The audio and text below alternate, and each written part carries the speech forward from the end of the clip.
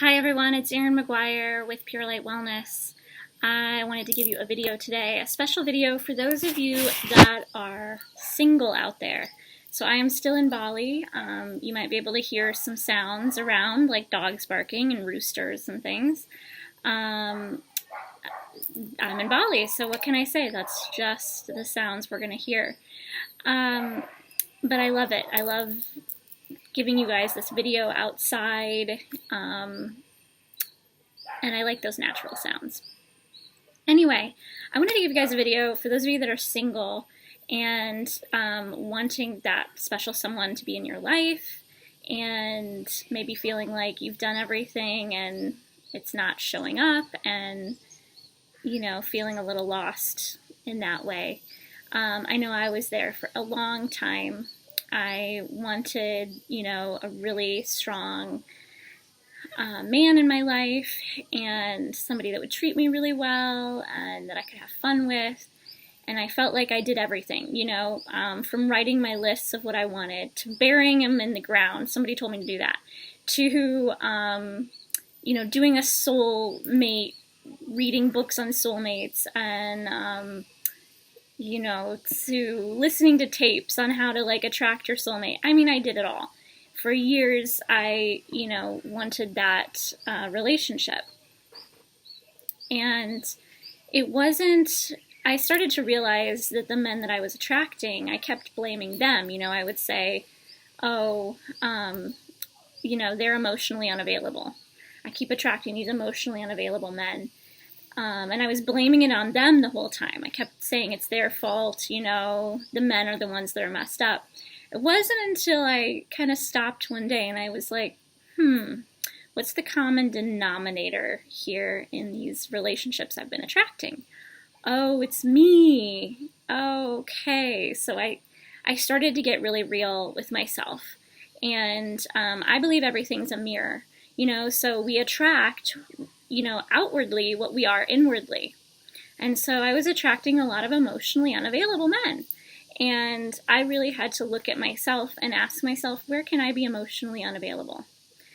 And that kind of spurred a lot of inner work and self-love practices. It's the reason I created my 40 Days of Radical Self-Love. It was like the last guy that I dated before my boyfriend that I have now.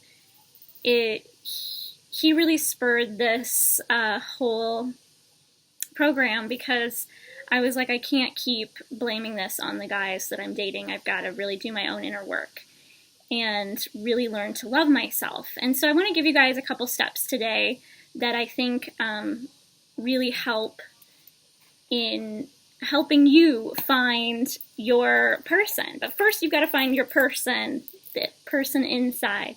Because the number one thing I want to say and the number one step that I want to give you today is that if you don't do your own inner self-love work, you're going to be coming from a needy place. Because the reason we're seeking partnership is because we want or need something outside of ourselves. And plus, we're human beings, and human beings need connection. We need touch. We need physical touch. We need connection. We need that, you know, that other partner in our life. So it's okay to want that, but if we're coming from a, like, I need to have this person in order to feel complete feeling, then it's because something inside of us isn't complete. We're seeking something outside of ourselves to fill a hole within, and that was certainly true for me. Growing up the way that I did, I don't feel like I ever really felt unconditional love. I have people that love me, but, you know, my grandma was probably the closest person I felt that unconditional love feeling from. And I didn't get to be around her, you know, a ton growing up. So I was seeking something that my primary caregiver didn't give me in the men that I was trying to date. It was like that lost little girl within me was like, maybe I'll get love here, or maybe I'll get it here, or maybe I'll get it here, instead of going here and giving it to myself. So the first step you want to do is today is to think about, where am I missing something? Where am I seeking, why am I seeking this partner? Is it because I need something from them?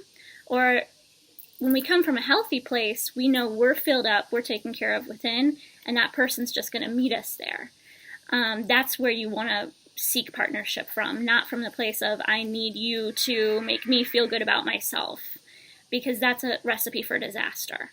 Nobody can ever give that to us. They can make us feel good for a little bit, but then they're going to do something that upsets us, and we're going to be right back where we started. So if we don't accept ourselves and love ourselves, we really can't give that to somebody else. And they, your partner deserves that from you too. So you don't want to come from a needy place. If you are seeking something outside of yourself, you're coming from a needy place. The second thing I wanted to say is it's going to look energetically like you're trying too hard. If you're wanting this person, there's an energetic feeling behind that, and men or women can feel that. They can sense that. And you're not going to attract the right person. You're going to attract maybe a narcissistic person who looks to control someone. Because you are coming from a needy place, and you're just wanting that, that hit, as I like to call it. It's like heroin, I've never tried heroin, but I have tried alcohol and different things, these addictive things. But I like to liken the feeling of needing love as, injecting yourself with heroin. It's like, it's a high. It's a dopamine, serotonin high for a while.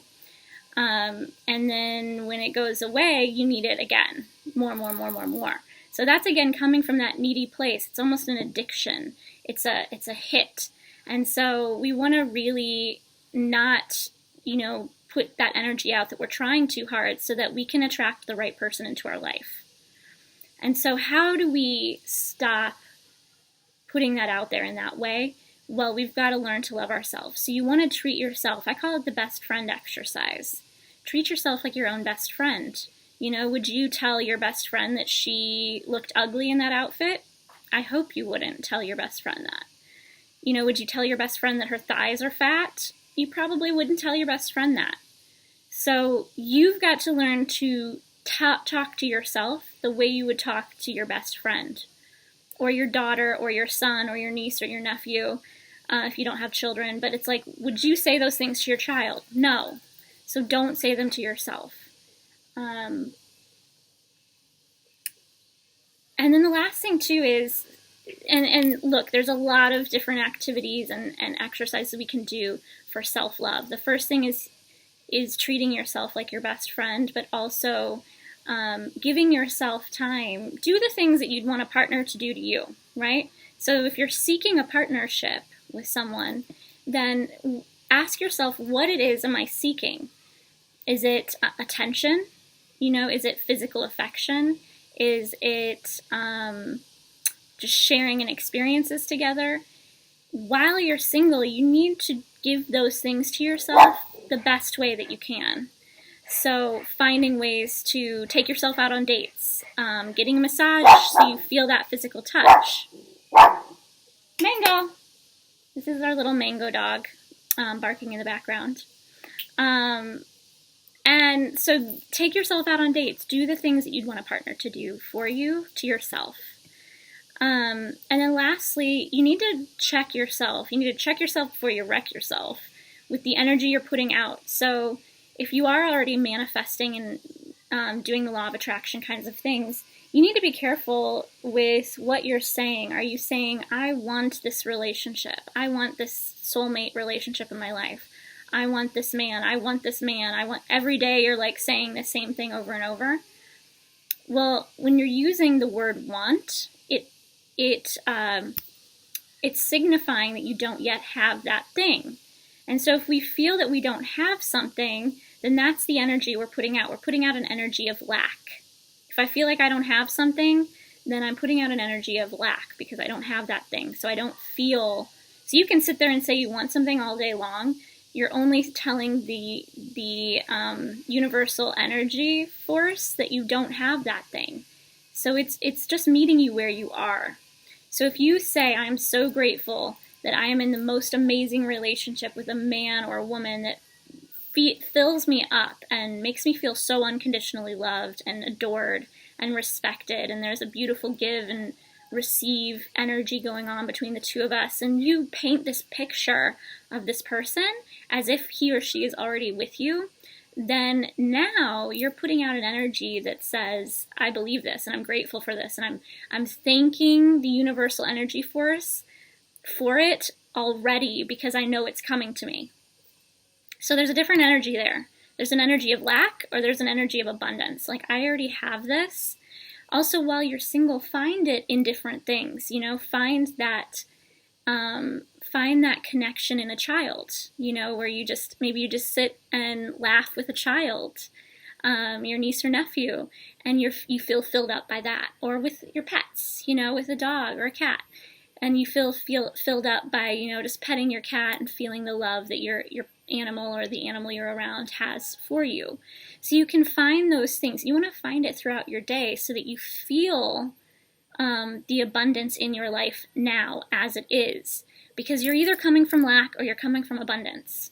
It's a channel. Which one are you tuning into? Just like you turn on your TV and watch, you know, Modern Family or MTV. They're two different channels. Going to see two different shows, right? Which one am I tuning into?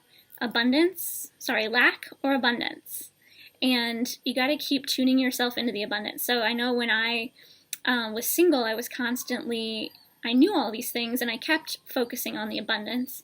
But every once in a while I get lonely, right? We get lonely. We get we get in that wanting state of wanting that partner with us, because, you know, we can only physically touch ourselves so much or go get so many massages. Eventually, at some point, you want to be with somebody who loves you and touches you and gives you affection and unconditional love. So when you find yourself going into that, you want to validate the feeling, but you want to bring yourself back to the abundance and think about the things today that did feel like they filled up your cup. And you want to go have a self-love practice. So I'm going to leave a link below this video. I have a 40 Days of Radical Self-Love program where you get an email with a little exercise to do for yourself every single day that's going to radically build self-love.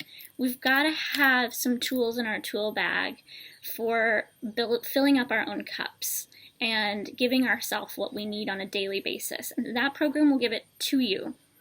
There's two payment options. It's a pay what you can, so it's affordable, and you have it for life, so you can take it over and over again. There will be some resistance that comes up around this, because for some reason we resist loving ourselves. But to love yourself is the key to attracting that soulmate partner into your life, or anything that you want in your life. So give it a try. There will be a link under this video. I hope this helps you. I hope this gives you some inspiration. Leave some comments below. Let me know what dates you take yourself out on, and what things you do, and share this video with a friend who may need it.